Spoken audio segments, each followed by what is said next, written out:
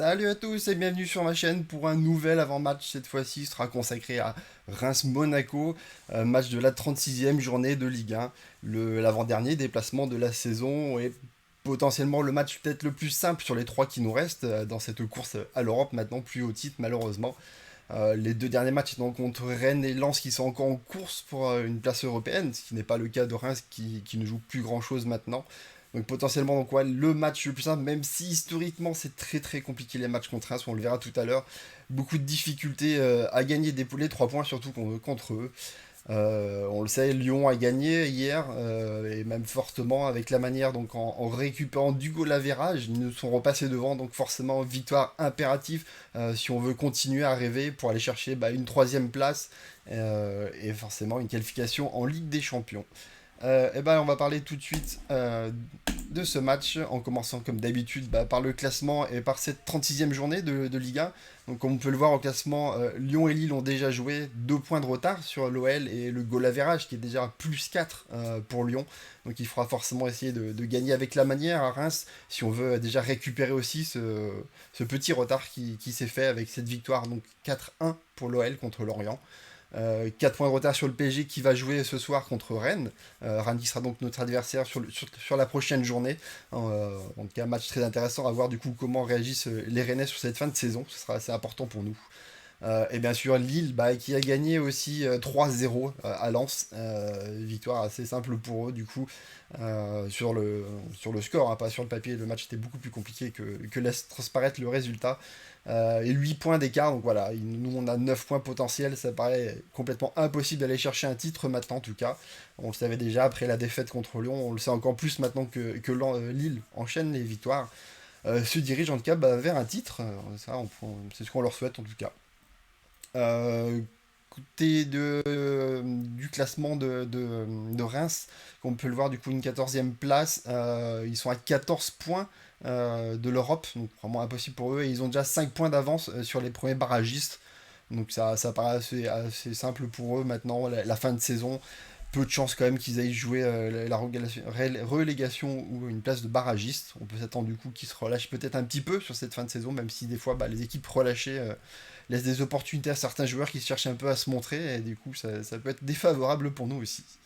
Le groupe de l'AS Monaco qui a été communiqué hier soir, on peut voir du coup les absences déjà annoncées du coup de Goebbels et de Pellegrini qui ont pris des cartons rouges à la suite du match contre Lyon. 3 matchs de suspension pour Goebbels et 2 pour Pellegrini, donc ça veut dire que Goebbels pourra revenir uniquement sur le match de Lens ou d'une potentielle finale de Coupe de France.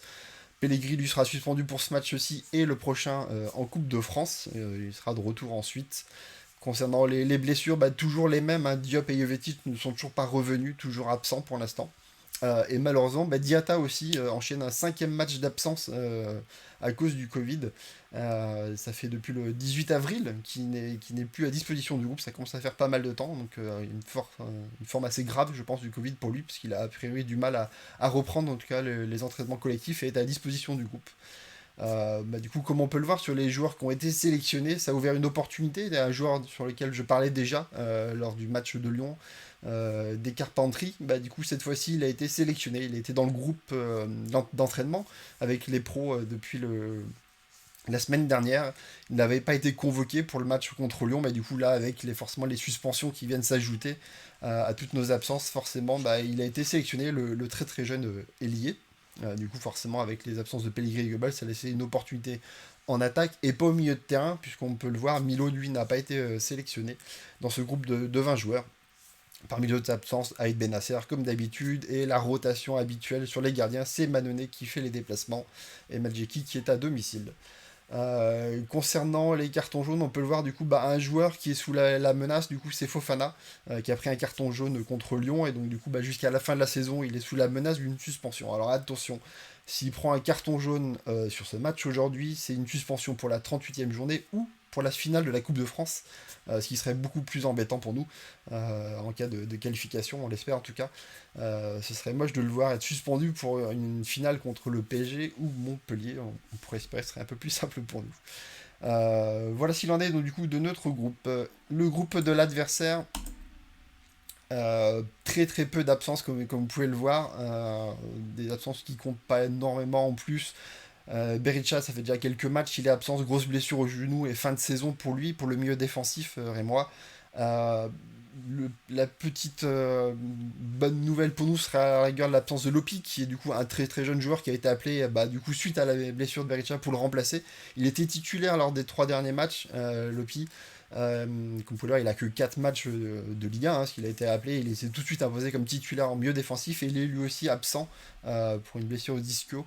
Donc voilà, ils sont en panne de milieu défensif sur ce match-là. L'autre absence, du coup, c'est Doumbia, l'ailier, mais remplaçant, hein, qui a eu très très peu de titulation, même s'il a participé à 22 matchs. Lui, c'est une blessure à la voûte plantaire qui fait qu'il sera aussi absent. Mais dans l'autre sens, du coup, il y a les retours en défense centrale de Faé et en latéral de Conan, qu'on pourra le voir, ces 2 joueurs bah, du coup, qui sont même annoncés déjà titulaires par les médias. Donc, Reims, a priori, a quasiment une équipe type pour nous affronter. Concernant les joueurs du coup à faire attention sur cette équipe statistiquement, bah, c'est leur attaquant forcément Dia. 14 buts cette saison quand même pas mal. Et une passe décisive. Après derrière c'est beaucoup plus loin qu'on peut retrouver. Donc Caforo 4 buts, 2 passes décisives.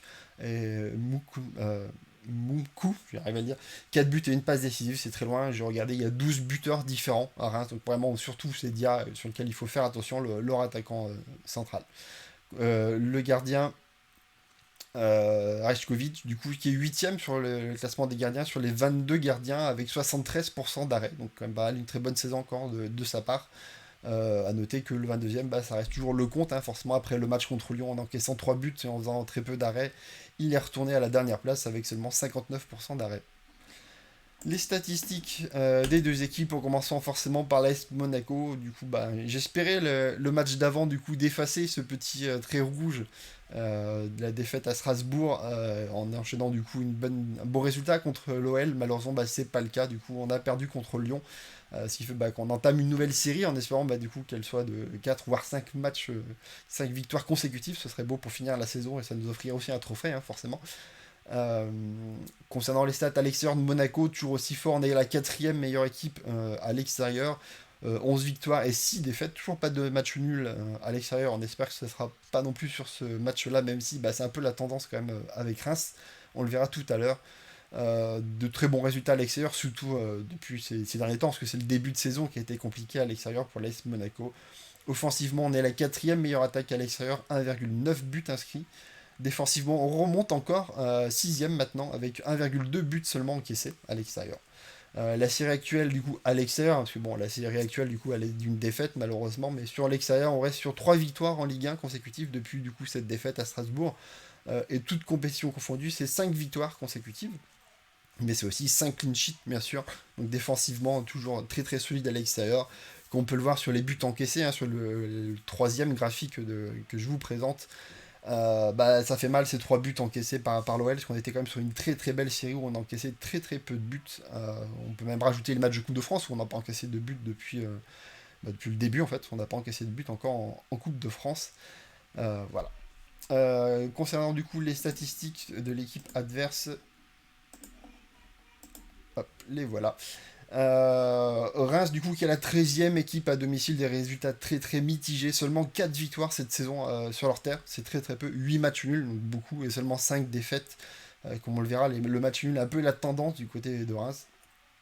Offensivement, c'est catastrophique. C'est la 19e attaque avec seulement 0,9 buts inscrits par match, donc vraiment très très très peu. S'attendre du coup de ce côté-ci que l'AS Monaco réalise encore un clean sheet, en tout cas on l'espère fortement. Défensivement, par contre, c'est beaucoup plus solide, forcément, avec 1,1 but encaissé, 3e meilleure défense à domicile. Va falloir espérer les faire plier. Et en plus, on a besoin du coup bah, d'inscrire pas mal de buts si on veut recouer le goal average lyonnais. La série en cours, bah, du coup, c'est 5 matchs sans victoire. Mais du coup, sur ces 5 matchs sans victoire, il y a quand même 4 matchs nuls. Sur les 13 derniers matchs, il y a seulement 2 victoires et c'est contre Dijon et Nantes, donc vraiment des équipes qui sont vraiment en méforme complètement. Et sur ces 13 matchs, bah, c'est 9 matchs nuls, donc vraiment énormément de matchs nuls. Très très peu de défaites de la part de Reims, même si c'est une équipe qui a vraiment du mal, qui n'y arrive pas. Elle arrive quand même à récupérer toujours ses petits points. On peut le voir du coup sur son graphique, malgré ses très très mauvais résultats, elle arrive quand même à grimper au classement après un début de saison catastrophique. Ces petits points gagnés contre toutes les équipes arrivent à les faire grimper. À domicile, les derniers résultats, bah, c'est une défaite contre l'OM, 1-3. Et après, c'est 6 matchs nuls à la suite. Donc voilà, on peut espérer du coup bah, enchaîner aussi comme l'OM, aller chercher un résultat là-bas et faire une victoire, il faut l'espérer, parce qu'on en a absolument besoin. Les statistiques des deux équipes en Ligue 1, forcément, c'est à la faveur de l'AS Monaco qui fait une très très belle saison, contrairement à Reims qui a un peu plus de mal. Offensivement, on est la cinquième équipe à frapper le plus, là où Reims est 18ème. Hein, forcément, ils inscrivent très peu de buts déjà à domicile, mais à l'extérieur, c'est à peu près pareil. Donc voilà, offensivement, c'est pas une très très grosse menace. Au nombre de tirs qui concédés, Monaco est toujours la première équipe à concéder le moins de tirs. Là où Reims est la 16ème, donc ils concèdent beaucoup de tirs. Mais comme on peut le voir, ils en encaissent très très peu forcément parce qu'ils ont un très bon gardien derrière. Au niveau de la possession, Reims lâche complètement le ballon. C'est la 19e équipe en termes de possession, là où Monaco est 3ème. Donc il faut vraiment s'attendre à un siège de notre part où on va devoir faire tourner le ballon pour trouver les brèches, frapper énormément, essayer de trouver bah, du coup les cages pour cadrer le maximum possible de frappes pour pouvoir mettre en danger leur gardien. Niveau de nombre de passes aussi, 14e pour Reims, 3e pour l'Est Monaco. Au niveau des gardiens, on en a parlé forcément en faveur du coup du gardien rémois avec 3,1 arrêts, là où du coup le compte est seulement à 1,7. Concernant l'historique des deux équipes, et c'est là que ça pique, et comme j'ai dit sur Twitter, la dernière victoire remonte à 2015 chez eux, donc ça commence à remonter à pas mal de temps. On peut le voir, du coup on est sur une série de 4 nuls de suite contre eux. On se rappelle forcément de ce match nul, même on revient d'assez loin à domicile sur le premier match de la saison. Du coup on perdait 2-0 grâce à 2 erreurs défensives de notre part. On a quand même réussi à recoller heureusement au score pour nous. On est sur une série de 6 matchs sans victoire, surtout, ce qu'on peut rajouter après ces matchs nuls des défaites. En Ligue 1 uniquement, je parle bien sûr. Concernant nos déplacements, depuis qu'on est revenu en Ligue 1, on est sur 2 victoires, 2 nuls et 2 défaites. Donc voilà, très très peu de victoires, malheureusement. Il va falloir casser un peu cette série, aller chercher une victoire. Sur le général, c'est seulement 38% de victoires contre Reims, donc c'est pas très très élevé. 30% à l'extérieur aussi. Voilà, des statistiques qui sont pas forcément en notre faveur. À nous, du coup, d'aller faire un résultat aujourd'hui, d'en profiter, qu'ils soient sur cette fin de saison, qu'eux n'ont plus rien à jouer. Et du coup, de nous, forcément, essayer de relever la tête après un match contre Lyon assez catastrophique de notre part. Les compos des médias, comme vous pouvez le voir, du coup, l'équipe qui nous sort un tout petit encadré un peu bizarre, comme on n'est pas non plus largué. Je trouve ça un peu bizarre qu'ils nous fassent pas un peu plus de pub que ça. Bon, voilà. C'était juste une petite aparté. Concernant les compos, on retrouve quasiment les mêmes 11 des deux côtés, que ce soit Nice Matin ou l'équipe. Une seule différence côté monégasque, bah, c'est le choix entre Dissassi et Badiachil. Et forcément, dans les pronos ASM, ça va se ressentir aussi entre les deux joueurs qui va jouer. Entre une rotation entre les deux joueurs, donc c'est toujours ou l'un ou l'autre qui joue assez régulièrement. Le fait que le dernier match était joué du coup par Dissassi, qu'on ait encaissé 3 buts, et du coup que Badiachil est rentré en cours de match, on peut penser que du coup Badiachil va démarrer. D'un autre côté, bah, on a Dissassi qui est un ancien de la maison, et donc du coup, bah, c'était un peu plus favorable de le faire évoluer aussi contre ses anciens partenaires. Mais après, on se rappelle aussi du match aller où il n'a pas forcément été performant défensivement, parce qu'offensivement, il avait marqué un but. Voilà. Assez compliqué du coup de savoir lequel des deux va débuter sur ce match. Le reste des joueurs, bah, c'est pas très compliqué, vu comment on a pu le voir, tous les bons joueurs qui potentiellement pourraient être titulaires sont blessés. Potentiellement, on a un Golovin qui pourrait peut-être être titulaire, mais bon, après avoir été mis de côté avec la Covid, un peu compliqué de le voir repartir. En tout cas, les médias s'attendent plus à voir Gelson Martins titulaire aux côtés de Voland et Ben Yedder, ce qui sera, comme vous pourrez le voir, mon cas aussi. Du côté du coup de nos adversaires, là aussi on retrouve quasiment les mêmes 11. Il y a qu'une seule petite différence dans l'attaque, ou du coup entre Zeletti et Cafaro. Sinon voilà, on retrouve les 10 mêmes joueurs qui sont titulaires. Comme je disais tout à l'heure, les deux retours de Faye et de Conan sont bien présents, en tout cas pour les médias, en tant que titulaires malheureusement pour nous. Le côté de l'arbitrage, du coup, bah, c'est Monsieur Gauthier qui va nous arbitrer. Voilà, un arbitre plutôt moyen. Si on regarde les résultats du coup depuis 2016 avec l'AS Monaco, la notation des médias et sur Twitter, ça reste comme un arbitre du coup qui nous a arbitré une fois cette saison sur la victoire 3-0 contre Nîmes.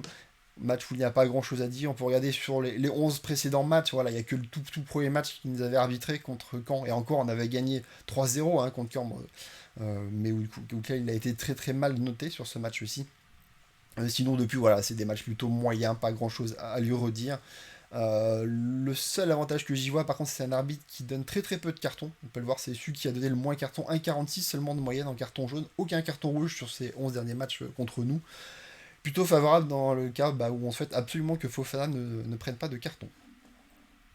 Côté des pronos ASM, pour ma part, du coup, je suis parti sur un 2-0. J'ai longtemps hésité avec le 1-0 parce que je m'attends à un match très compliqué comme contre Angers, où on aura du mal à aller chercher du coup l'ouverture du score, qui pourrait nous faciliter ensuite le match. Parce que après, c'est sûr que si on commence à mettre un but très très rapidement, ça peut aussi partir sur un match où on enchaîne parce que nos joueurs vont absolument reprendre du mental sur cette fin de saison. Forcément, après la défaite contre Lyon, ils vont vouloir se. J'arrive pas à trouver le mot quand même, se remettre en forme, se remettre bien dans la tête. Voilà, donc je suis quand même parti sur le 2-0 parce que une majorité de pronostiqueurs aussi sont partis sur ce 2-0. Donc j'ai pas trop envie de tenter le diable sur le 1-0. Même si du coup sur la question est-ce qu'il y aura nul à la mi-temps, là je choisis de dire oui parce que du coup je sens un match compliqué et que j'hésitais avec le 0-1. Donc j'ai choisi de mettre oui. Après, si on regarde sur les résultats, sur les 10 derniers matchs de Reims, il y en a 7 où il y a match nul à la mi-temps pour eux, seulement 3 où il n'y a pas match nul. Côté Monégas, c'est 6 matchs où il y a match nul et 4 non. Donc voilà, la tendance est quand même clairement qu'il y ait match nul à la mi-temps aussi. Est-ce qu'un défenseur central va marquer? Cette question elle est forcément induite du fait que au match aller, du coup, c'est Badiachil et Dissassi qui avait marqué un but, donc c'est pour ça que j'ai reposé. Alors attention, j'ai bien listé les défenseurs centraux qui pouvaient marquer si DB n'est pas considéré comme défenseur central, même s'il a une position un peu de défenseur central. Il est question uniquement de Dissassi, Maripane, Badiachil et Matima. Pour ma part, j'ai mis non parce que du coup, il faut remonter à 13 matchs en arrière pour voir un buteur défenseur de l'AS Monaco. C'était Maripane contre le PSG. Voilà, ça fait un moment. Mais je peux comprendre qu'on choisisse parce que ça va être un match qui va être très très serré. Les coups de pied arrêtés vont avoir forcément beaucoup d'importance. Et du coup, on a quand même de très bons joueurs de tête de ce côté-ci. Donc pourquoi pas. Côté de mon 11, vous pouvez le voir, je repars quasiment sur ce que les médias ont proposé. Moi aussi, je pense que Gelson Martins va être titulaire et pas forcément Golovin. En défense centrale, moi je fais le choix de Badiachil du fait du coup qu'il n'ait pas joué le match contre Lyon et qu'il y a généralement une rotation, surtout quand la défense n'est pas très très bonne. Il cherche à changer, donc voilà, je vois plus un Badiachil débuter plutôt qu'un Dissassi. Sinon, le reste de l'équipe, de toute façon, il n'y a pas forcément de choix, donc on va quasiment tous jouer à peu près les mêmes 11. Concernant l'homme du match, pour ma part, je suis parti sur Ben Yedder, c'est le cas de quasiment tout le monde, plus de 50% pour l'instant de vote pour Ben Yedder.